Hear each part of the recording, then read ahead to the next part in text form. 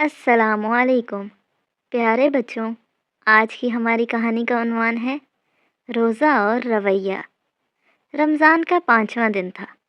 سورج آج کچھ زیادہ تیز لگ رہا تھا، یا شاید لوگوں کے صبر کا امتحان آج ذرا سخت تھا۔ گلیوں میں معمول کی چہل پہل تھی، مگر روزے داروں کے چہروں پر خاموش تھکن جھلک رہی تھی۔ اسی محلے میں 13 سالہ ارسلان رہتا تھا۔ ارسلان ذہین بچہ تھا، مگر ایک کمزوری اس کے ساتھ ہمیشہ رہتی تھی۔ وہ غصے میں بولے بغیر نہیں رہ سکتا تھا۔ امی اکثر سمجھاتی، بیٹا، زبان کا زخم تلوار سے بھی گہرا ہوتا ہے۔ ارسلان ہنس کر کہتا، امی، بس بات ہی تو ہوتی ہے۔ وہ نہیں جانتا تھا کہ ایک بات پوری فضا بدل سکتی ہے۔ سحری کے بعد ارسلان نے روزے کی نیت کی۔ دل میں پکا ارادہ تھا کہ آج وہ پورا روزہ رکھے گا، مگر جیسے جیسے دن چڑھا، بھوک اور پیاس کے ساتھ ساتھ اس کا غصہ بھی بڑھنے لگا۔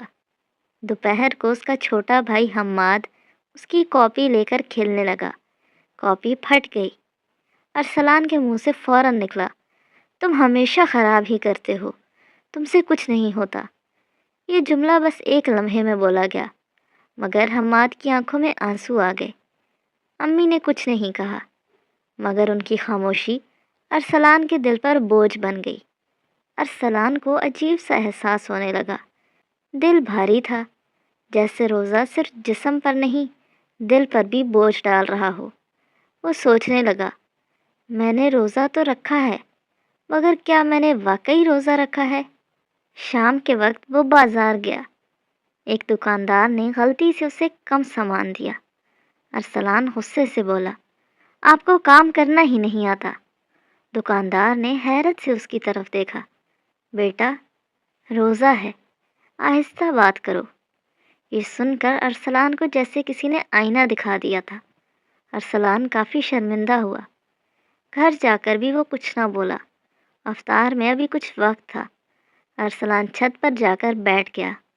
ہوا ٹھنڈی تھی، مگر دل بے چین۔ اسے صبح حماد کے آنسو یاد آئے، دکاندار کی نظریں یاد آئیں۔ اس نے پہلی بار محسوس کیا کہ الفاظ بھی روزہ توڑ سکتے ہیں، دل کا روزہ۔ ارسلان نیچے آیا۔ حماد خاموشی سے بیٹھا تھا۔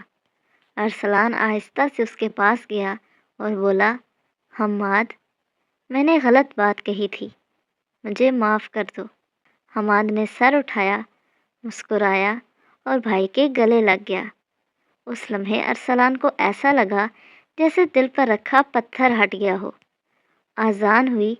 ارسلان نے معمول کے مطابق کھجور کھائی، شربت پیا، لیکن آج افطار کا مزہ کچھ مختلف تھا۔ امی نے پیار سے کہا، بیٹا، تم نے روزے کا اصل حق ادا کیا۔ ارسلان ان کی بات پہ مسکرا دیا۔ اس رات سونے سے پہلے ارسلان نے خود سے وعدہ کیا، میں زبان کا بھی روزہ رکھوں گا، کیونکہ وہ جان چکا تھا ایک سخت بات کسی کا دن خراب کر سکتی ہے، اور ایک نرم لفظ کسی کا دل جیت سکتا ہے۔ روزہ صرف بھوک اور پیاس کا نام نہیں، یہ زبان، نظر اور دل کو بھی روکنے کا نام ہے، اور جو اپنی زبان پر قابو پا لے، وہ اپنے بہت سے گناہوں پر بھی قابو پا لیتا ہے۔ تو پیارے بچوں، آج کی کہانی سے ہم نے کیا سیکھا؟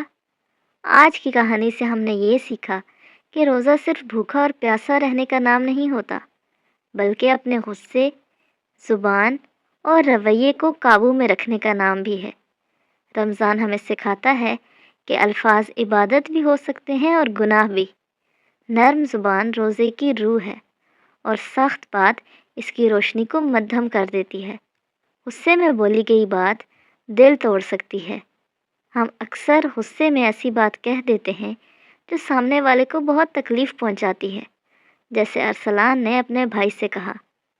بعد میں ہمیں خود بھی افسوس ہوتا ہے، اس لیے بولنے سے پہلے سوچنا بہت ضروری ہے۔ الفاظ بھی عبادت یا گناہ بن سکتے ہیں۔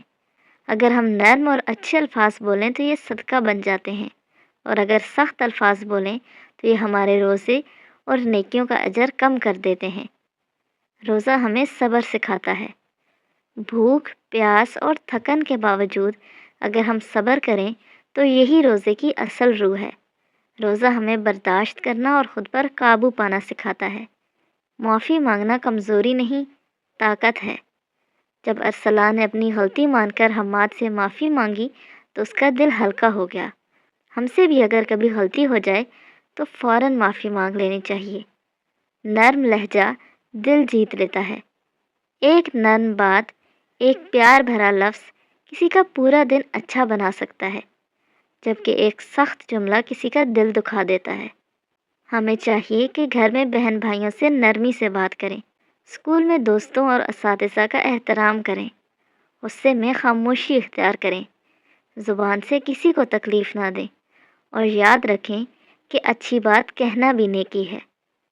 تو پیارے بچوں، روزہ ہمیں سکھاتا ہے کہ ہم صرف اپنے پیٹ ہی نہیں بلکہ اپنی زبان، آنکھوں اور دل کا بھی خیال رکھیں۔